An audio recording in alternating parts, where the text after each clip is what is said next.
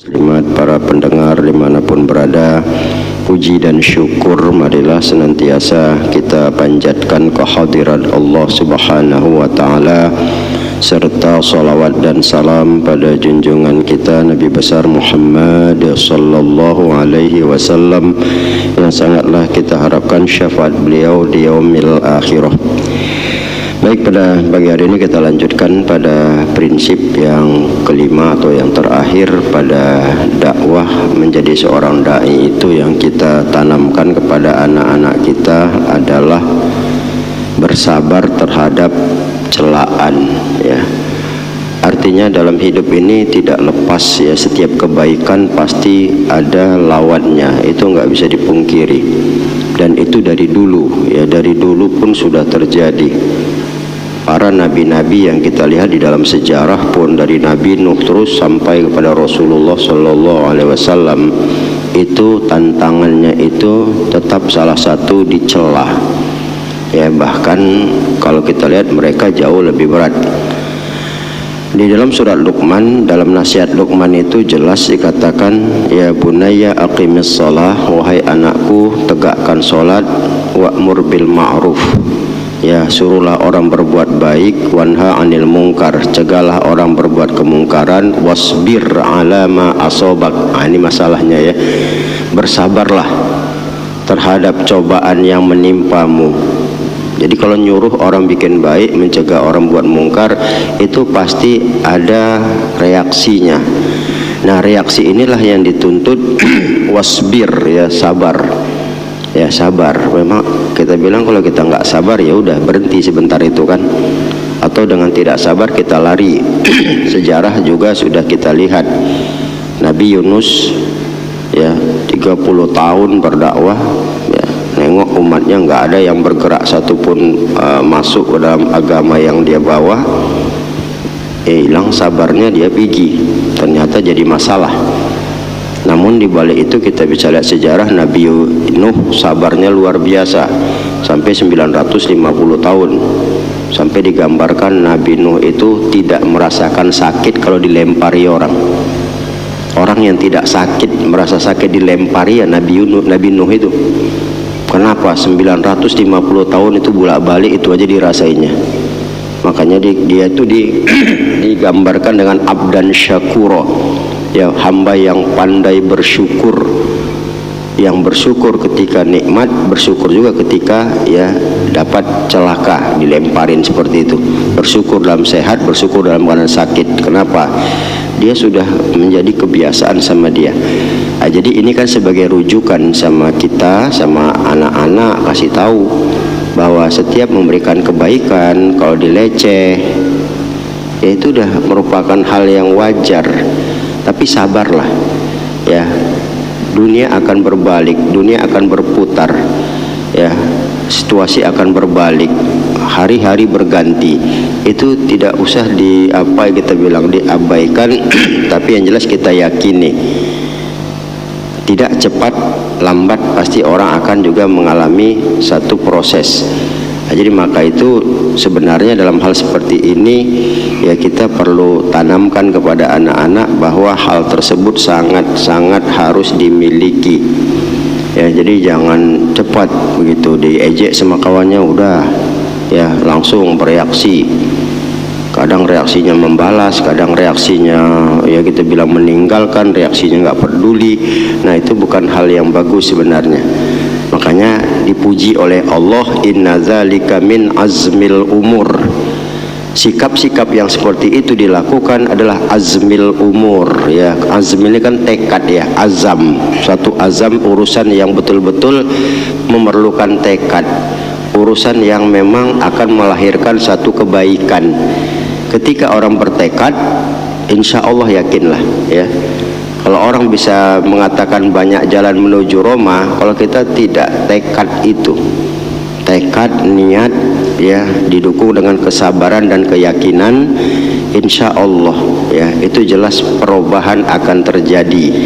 Karena enggaklah segampang, apalagi kita sudah ceritakan, ya, Nabi saja pun sama keluarganya dicela. Ya, pada waktu yang lalu kita cerita itu kan, suruh Allah wa anzir ashiratakal aqrabin, kasih itu tahu sama keluargamu yang terdekat, peringatkan. Enak pun dibikin belum tentu.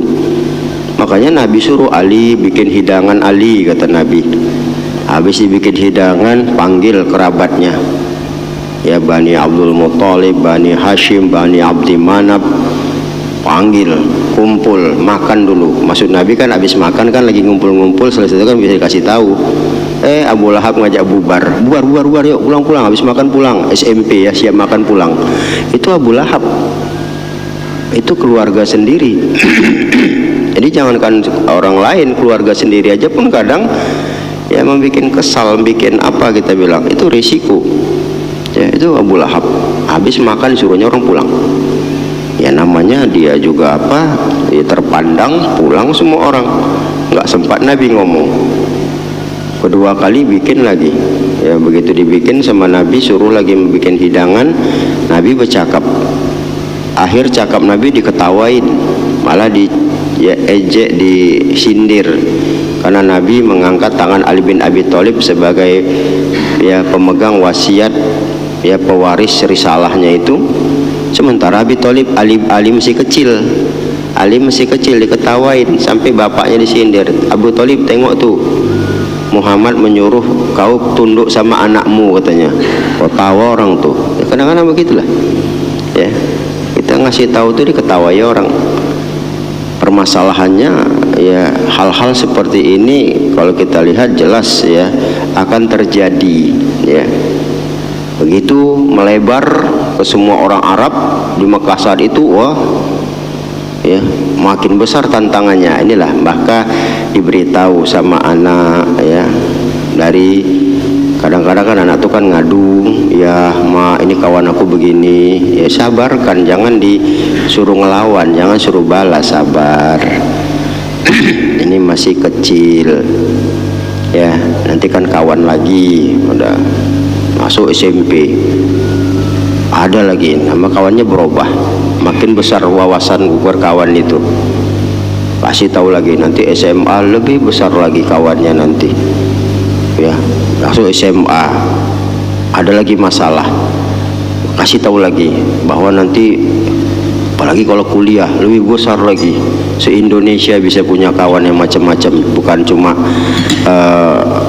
kita bilang suku, bangsa, warna kulit pun kadang. Nah, ini menunjukkan sama kita bahwa hal-hal seperti ini harus diberitahu, ya, diberitahu, disabarkan, bikin perbandingan dan rutin, ya. Itu kalau nggak rutin nanti payah. Jadi makanya anak-anak itu setiap pengaduannya arahkan kepada hal yang positif. Setiap laporannya ya jangan ditelan bulat-bulat kan. Makanya kita sedih itu ada yang viral itu kan, ya, di Palu anaknya dikeluari oleh pesantren, orang tuanya mencak-mencak, menghina-hina kan. Itu kan nggak mungkin lah pesantren mengeluarkan orang kalau nggak parah kali. Pesantren itu nggak akan mengeluarkan orang kalau tidak parah kali, itu nggak bakal dikeluarkan itu. Malah orang tuanya membela. Ini kesalahan, kekeliruan, ya, satu kekeliruan yang sangat fatal kita bilang di dalam dunia pendidikan. Itu berarti orang tua menutup hati anak untuk berilmu, ya, itu menutup hati anak untuk dapat ilmu, itu salah satunya. Jadi jangan diintervensi, jangan dihina orang yang punya ilmu itu, apalagi yang mengajarkan anak kita itu. Ya, yang jelas bahwa ya bagaimana penekanan anak ini dalam menghadapi kehidupan, menerima ilmu saja harus sabar, ya, nanti mau menyampaikan yang benar juga harus sabar, menghadapi problematik juga harus sabar. Makanya wajar ya sabar ini ditekankan kepada Rasulullah kan juga, ya, di Al-Ahqaf 35 itu, ya, fasbir kama sabara ulul azmi minar rasul, sabarlah kau ya Muhammad bagaimana sabarnya Rasul ulul azmi. Ya, semua nabi-nabi mengalami kesabaran, tidak bisa tidak. Nah, kita juga begitu, ya, anak juga ditekankan sabarnya itu lebih dahulu, ya, dengan hal yang bijak, ya insya Allah yakinlah ya dia akan jadi orang yang bijaksana, karena salah satu hikmah sabar ini itu akan melahirkan orang yang tenang di dalam bertindak, jernih dalam berpikir, ya akan santun di dalam bersikap, dan orang yang sabar ini insya Allah ya keikhlasannya juga bakal besar. Kita